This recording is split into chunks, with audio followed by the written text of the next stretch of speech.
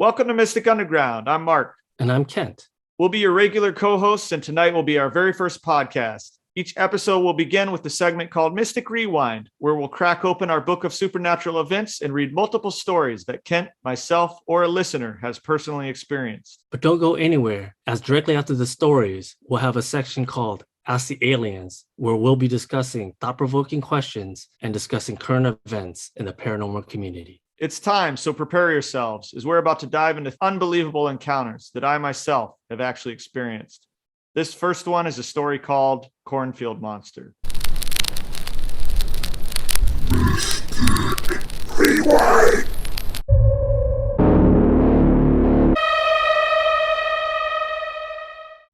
"13 years ago, I witnessed something that's likely never been reported before, and that's saying something as I follow hundreds of extraterrestrial and cryptid groups, sites, and podcasts. It happened at about 11 p.m. when my ex-girlfriend and I were road tripping back to Michigan from Chicago, Illinois. I was behind the wheel of my small sedan, and we must have been within 10 miles of the Michigan state line, when out of nowhere, something massive was rolling across the road in front of us. Yes, you heard that right, rolling.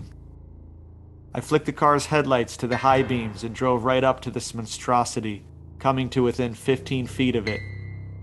Lit up by the light's radiance, this unearthly-looking organism continued rolling forward ever so slightly and seemed totally unconcerned with our presence.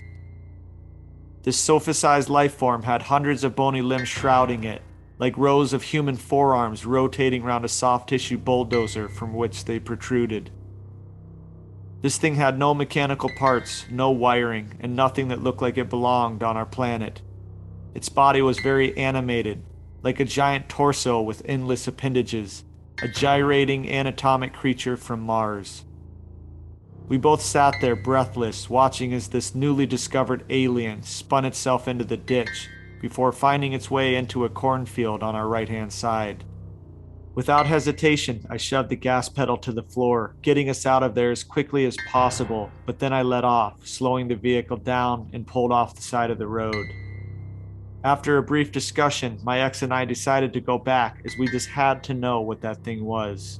Whipping the car around, I rushed back to the exact spot where we saw it enter the cornfield, and I pulled up to the stalks, the high beams illuminating the wall of vegetation.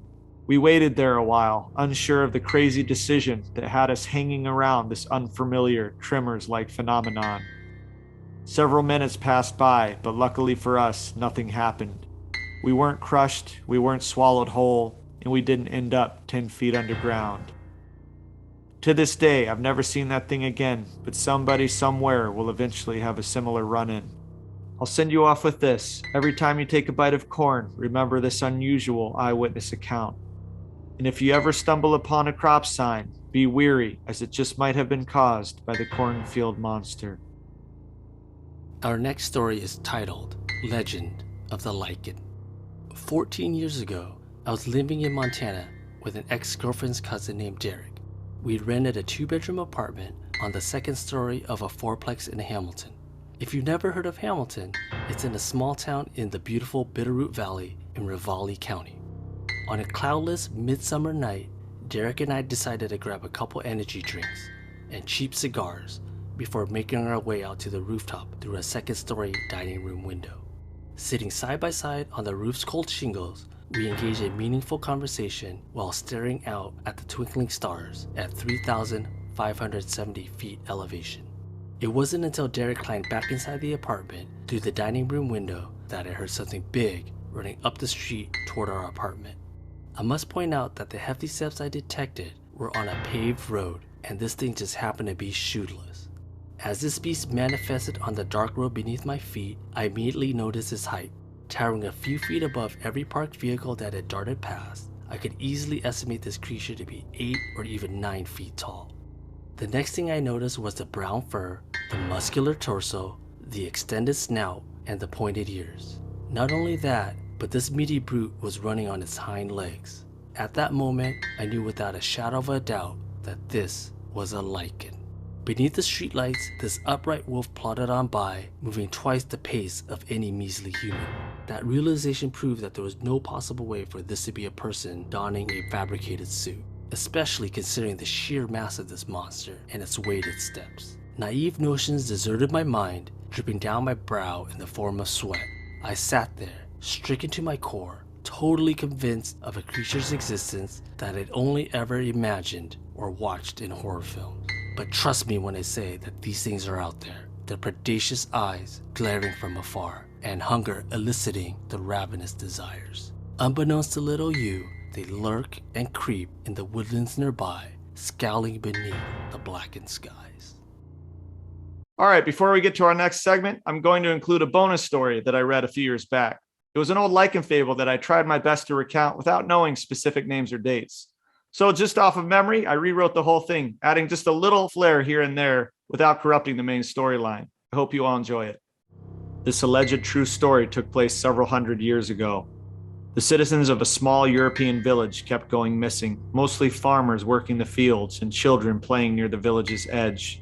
They'd disappear without a trace, with some of their bodies turning up days later, half-eaten and ripped to shreds. This shook up their backwoods sanctuary, and panic spread across their tiny community. A town meeting brought everyone together to review the missing person cases and to propose ideas on how to properly deal with this humanitarian crisis. But the assembly was a total disaster, as the villagers let fear and anger get in the way of finding a constructive resolution. Rather, the people held aggression toward the leaders who they believed hadn't properly handled the situation. Understanding the widespread terror, the town advisors came up with their own conclusion and sent word out to a renowned tracker for hire. Weeks later, the huntsman arrived on scene. He was a brash, rough country mercenary of sorts, only he was paid to kill monsters, not humans. Rifles, revolvers, blades, and fast hands, he was surely the best in the game, and as rugged and leathery as a predator killer could come. The village women were swooned, the men browbeaten. It was easy for these rural farmers to be intimidated by such a lawless man's man, but he was known to be a legend at his craft, so they felt safer in his presence. The tracker accepted his coin and set out after the bloodthirsty beast, but it wasn't an instant fix. Villagers were still going missing while he got a good footing on the surrounding environment, locating animal nestings, hidden dens, and the network of trails. This thing was very shifty and deceptive, but this hired gun was hot on its trail, tracking all of its habits and missteps. It wasn't an easy task, but after a month of research, he knew right where it was going to be on that particular night. The huntsman hunkered down alongside an animal trail enveloped by large buckthorns. An evening chill crept over the darkening landscape and lowered his body temperature a couple degrees. Regardless of his skill set, the frigid winds combined with insistent adrenaline caused the man to shiver, and it was then that he heard a vegetative crash. Calming his breath, he scanned the forest, searching for silhouettes, but he saw naught. It was dead silent until a loud crack resonated directly above his head, making him roll onto his back as a large branch crashed down where he was just lying. The hairy monster had leapt onto a thick tree overhead before dropping down over the top of him on all fours.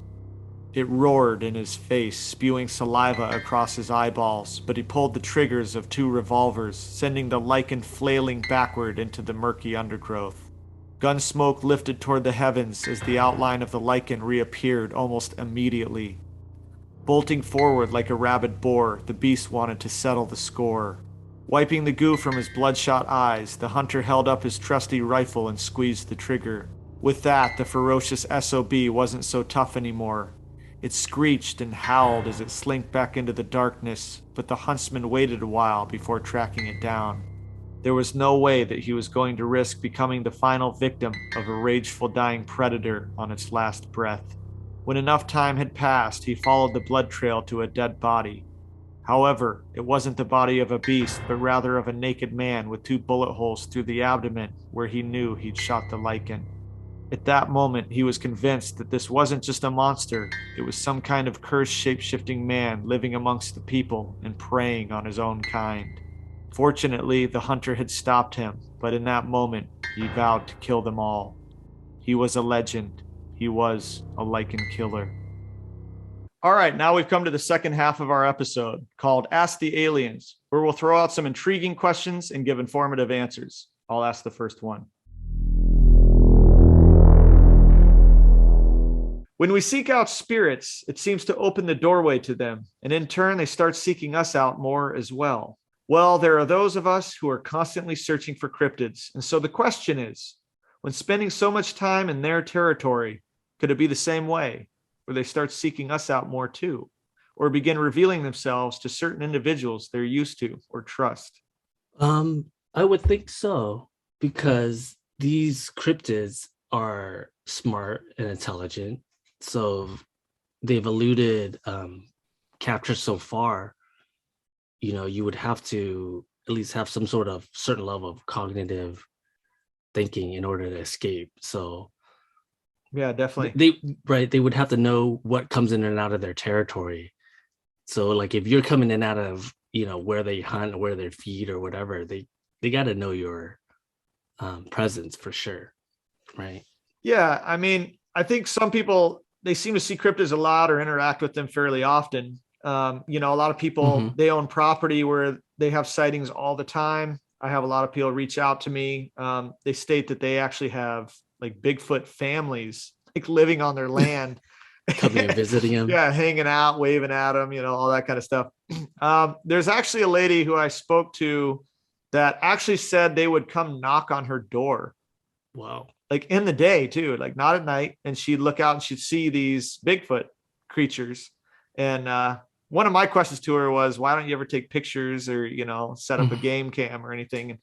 And her statement was she didn't want to scare them off. She liked their relationship the way it was. So she didn't want to, be taking pictures and then like lose their trust, so to speak. So I don't know if that's true, but it was kind of an interesting. Yeah, that would make sense, because it'd be like, if you had a garden and your vegetable garden or something, you would track, pesky squirrels and stuff. You keep those away, but animals you don't mind, you keep them around. Yeah, definitely. How has there never been any Sasquatch, Wendigo, or Skinwalker roadkill ever discovered? All right. Yeah. So my answer to that is maybe these beings are just too intelligent to cross the road when a car is coming. First off, they see headlights. They just totally avoid that. They're too smart to know to run in front of that. Even so, like you'd still think at one point or another, one would be hit, right? Bad circumstance. Maybe they're chasing prey, or maybe they're running away scared of something. Yeah. It's just bad, wrong place, wrong time. But then again, maybe if they're hit, they're just too durable. They hop right back up. That was two things I put in my notes was intelligence and durability. I think they're too smart for this kind of thing to happen very often, but if it does, they're probably too durable. Lastly, I've read stories about police showing up to like car accidents where a supposed Bigfoot or dogman was hit, and they quickly load up the bodies. They make witnesses delete pictures from their phones. I've read many stories about this where people said, I literally had pictures of this weird beast that I ran into. They loaded it up. They took all my pictures away. And so then obviously there's no evidence.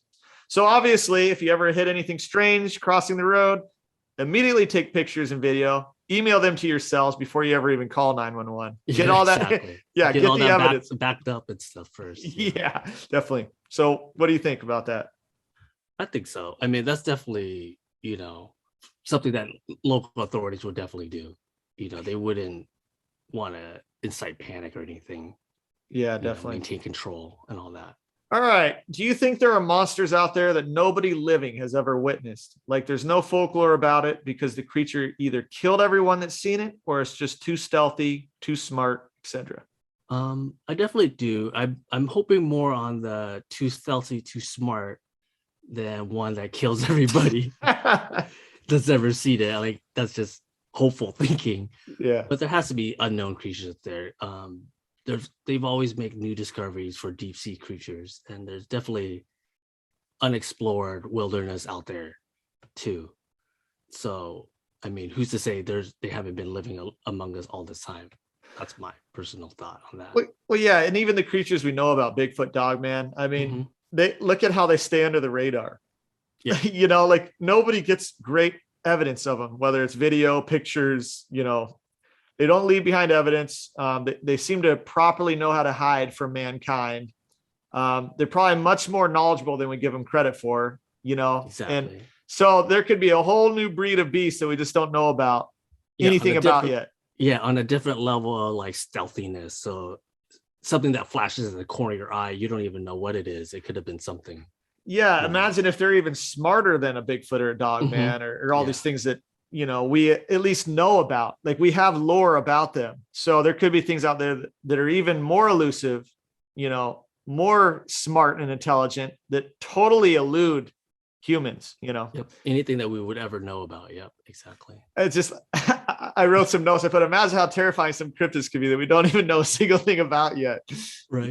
And here's another thing. You think about how every state has this, basically its own cryptid, like Michigan has Michigan Dogman, and then certain states have other things like the Jersey Devil or Mothman.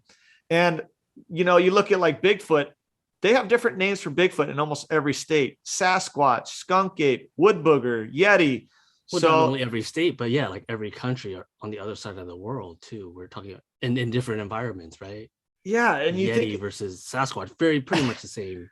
Yeah, but and the thing is, when you read about these, they all have slight differences that they mark out in every state. Like, one might have, like, Yeti might be more like white fur, or like another one might be more dark fur and different type. You know what I mean? Yeah. There's always some differences, and it just shows you that people see things in every state and in every country. There are a lot of weird things out there that we just don't know anything about. Yeah, and definitely, like you mentioned, like the difference in color, it's down to how adaptable they are to their environment too. Yeah, it's crazy. What cryptid or supernatural being would you most be terrified to stumble upon in the dark? Man, for me, I listen to podcasts myself all the time. One that I want to point out to people is Darkness Prevails. I really like that guy's. He's got some great eyewitness accounts that he reads. The stories that always get me are Wendigo. For one, their size. Yeah. They always seem to be about like 8 to 9 feet tall. Their invincibility. I've heard multiple stories of hunters shooting these with rifles. They'll have multiple rifles going off at once, and these things bolt right at them. They barely wince most of the time, and they still chase these hunters or campers or whatever it is. But a lot of times they'll even run off when they get shot, and then they come running at them later. Again, they got to shoot at them again. So they didn't understand the first time. Like, they definitely don't give up on you or try to get at you. Like. And I think the most terrifying thing about Wendigos, and I think skinwalkers and rakes and all those kind of things, is the voice mimicking.